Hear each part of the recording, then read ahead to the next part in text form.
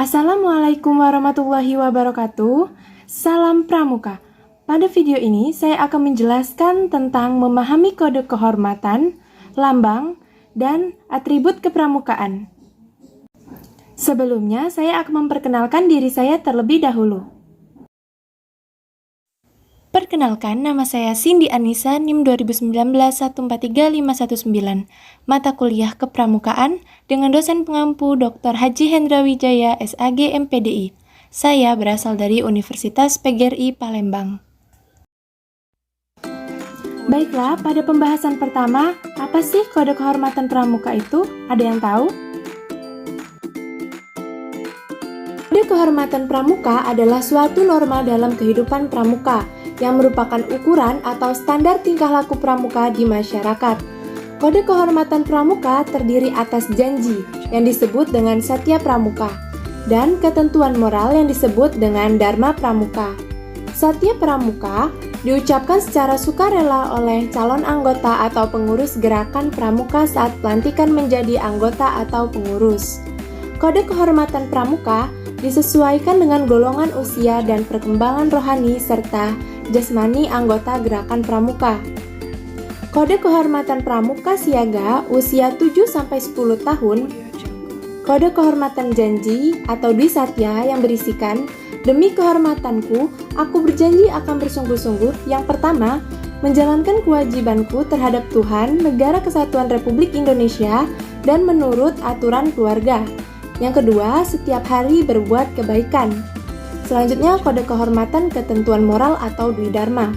Yang pertama, siaga itu patuh pada ayah dan ibundanya. Dan yang kedua, siaga itu berani dan tidak putus asa. Kode kehormatan pramuka penggalang usia 11-15. Kode kehormatan janji Tri Satya, demi kehormatanku aku berjanji akan bersungguh-sungguh. Yang pertama, menjalankan kewajibanku terhadap Tuhan dan Negara Kesatuan Republik Indonesia dan mengamalkan Pancasila. Yang kedua, menolong sesama hidup dan mempersiapkan diri membangun masyarakat. Yang ketiga, menepati Dasa Dharma. Selanjutnya, kode kehormatan ketentuan moral atau Dasa Dharma. Yang pertama, taat pada Tuhan Yang Maha Esa. 2. Cinta alam dan kasih sayang sesama manusia. 3. Patriot yang sopan dan kesatria. Yang keempat, patuh dan bermusyawarah. Yang kelima, rela menolong dan tabah. 6. Rajin, terampil, dan gembira. 7. Hemat, cermat, dan bersahaja. 8. Disiplin, berani, dan setia. 9. Bertanggung jawab dan dapat dipercaya. 10. Suci dalam pikiran, perkataan, dan perbuatan. Kode kehormatan pramuka penegak usia 16-20 tahun.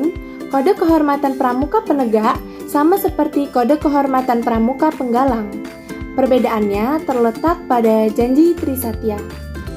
Kode kehormatan pramuka janji Tri Satya, demi kehormatanku aku berjanji akan bersungguh-sungguh. Yang pertama, menjalankan kewajibanku terhadap Tuhan dan Negara Kesatuan Republik Indonesia dan mengamalkan Pancasila. Yang kedua, menolong sesama hidup dan ikut serta membangun masyarakat. Yang ketiga, menepati Dasa Dharma. Kode kehormatan Pandega usia 21-25 tahun atau perguruan tinggi. Kode kehormatan Pandega sama seperti kode kehormatan pramuka, penggalang, dan penegak. Namun, pada janji atau Tri Satya sama seperti pramuka penegak. Perbedaan dari Dwi Satya dan Dwi Dharma, Dwi Satya adalah 2 janji, sedangkan Dwi Dharma adalah 2 ketentuan moral. Perbedaan dari Tri Satya dan Dasa Dharma, yaitu Tri Satya adalah 3 janji, sedangkan Dasa Dharma adalah 10 ketentuan moral. Selanjutnya, kita akan membahas tentang apa arti lambang kepramukaan. Ada yang tahu? Lambang Gerakan Pramuka diciptakan oleh Bapak Sunarjo Atmodipuro, seorang anggota Gerakan Pramuka yang aktif di Departemen Pertanian. Dan kemudian lambang tersebut digunakan sejak 16 Agustus 1961 dengan Surat Keputusan Kuartir Nasional Gerakan Pramuka nomor 6 KN 72, 31 Januari 1972. Lambang Gerakan Pramuka adalah tanda pengenal tetap yang menghiaskan cita-cita setiap anggota gerakan pramuka yang dapat digunakan pada panji bendera, papan nama kuartir, dan satuan administrasi gerakan pramuka sebagai alat pendidikan. Bentuk lambang gerakan pramuka ini adalah silhut tunas kelapa. Selanjutnya, arti kiasan lambang pramuka. Yang pertama, buah nyiur dalam keadaan tumbuh dinamakan cikal. Dan istilah cikal bakal di Indonesia berarti penduduk asli pertama yang menurunkan generasi baru. Jadi, lambang buah nyiur yang tumbuh menghiaskan setiap anggota gerakan pramuka merupakan inti bagi kelangsungan hidup bangsa Indonesia. Yang kedua, buah nyiur dapat bertahan lama dalam keadaan apapun. Jadi, lambang itu menghiaskan anggota gerakan pramuka sehat secara jasmani serta rohani dan mampu menghadapi segala tantangan dalam hidup untuk mengabdi pada tanah air dan bangsa. Yang ketiga, nyiur dapat tumbuh di mana saja. Hal ini membuktikan besarnya upaya anggota gerakan pramuka untuk menyesuaikan diri dimanapun dan dalam keadaan apapun. Yang keempat, nyiur tumbuh menjulang dan merupakan salah satu pohon tertinggi di Indonesia. Ini menghiaskan bahwa anggota gerakan pramuka memiliki cita-cita yang tinggi dan lurus serta tidak mudah digoyahkan oleh apapun. Yang kelima, akar nyiur tumbuh kuat dan erat di dalam tanah.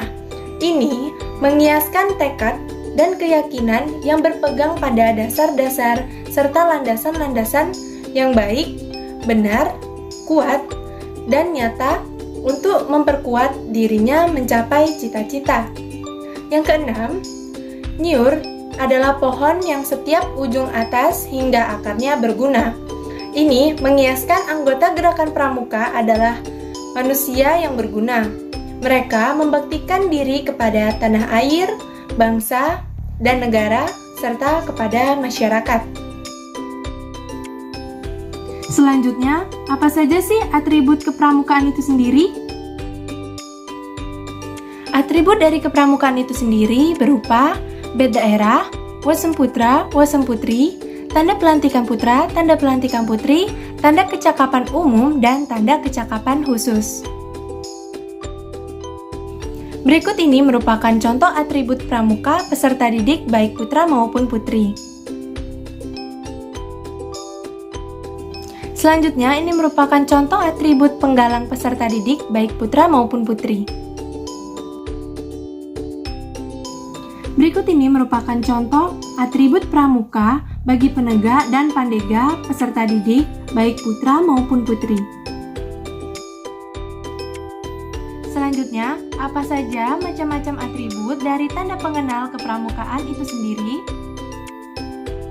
Pertama, ada tanda umum. Dipakai secara umum oleh semua anggota gerakan pramuka yang sudah dilantik, baik putra maupun putri. Macam-macamnya, yang pertama, tanda tutup kepala. Yang kedua, tanda setangan leher atau pita leher. Yang ketiga, tanda pelantikan. Yang keempat, tanda kepramukaan sedunia. Yang kelima, tanda harian, dan yang lain-lain. Yang kedua, ada tanda satuan, menunjukkan satuan atau kuartir tertentu tempat seorang anggota gerakan pramuka bergabung.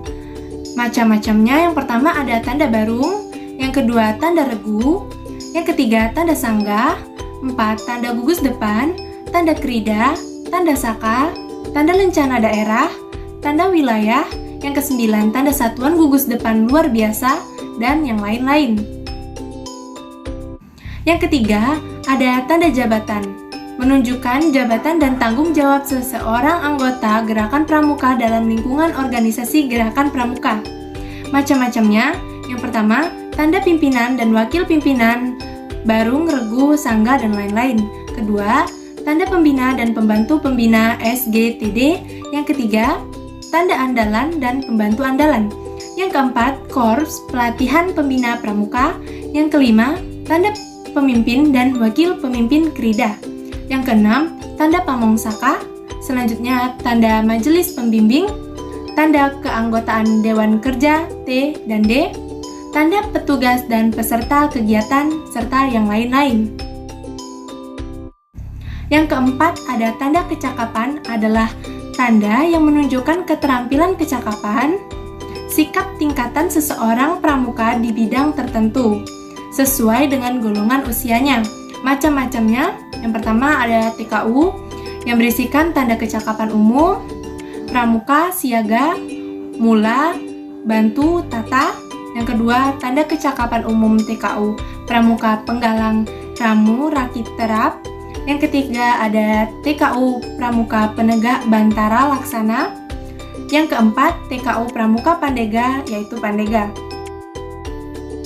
Tanda kecakapan khusus pramuka siaga, 1 tingkatan.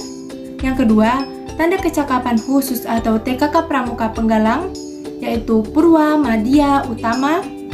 Yang ketiga, tanda kecakapan khusus atau TKK pramuka penegak, purwa, madya, utama. Yang keempat, tanda kecakapan khusus pramuka pandega, purwa, madya, utama. Yang kelima, struktur muda dan dewasa. Yang keenam, pelatih KPD dan KPL. Yang ketujuh, keahlian lainnya, serta pramuka, Garuda untuk siaga S, penggalang G, penegak T, pandega D. Selanjutnya, tanda penghargaan adalah menunjukkan jasa atau penghormatan kepada seseorang atau dharma baktinya yang cukup membantu dan bermanfaat bagi gerakan pramuka, bangsa, negara, dan umat manusia. Misalkan, gerakan pramuka yang pertama untuk peserta didik, tanda penghargaan.